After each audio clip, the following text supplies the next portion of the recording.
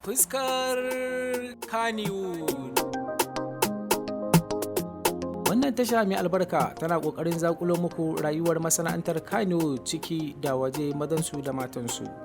Idan ba ku manta ba, akwai wani shahararren fim wanda ake kira Yahoo Boy, mallakin haifaffen jihar Sokoto wato Soja Boy. Jama'a na ta cece kuce ganin yadda aka cire wani jarumi a cikin wannan fim.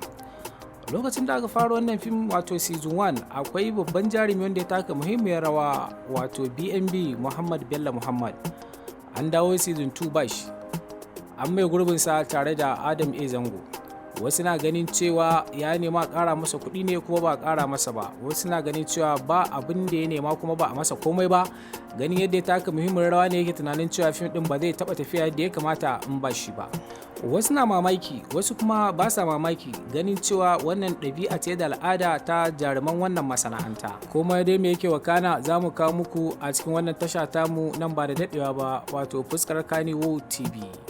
Kada ku manta ku yi mana liking, ku yi mana subscribing, hakan shine zai ba ku dama duk lokacin da muka ɗora sababbin ayyuka su zo muku ba tare da jinkiri ba. Mun gode.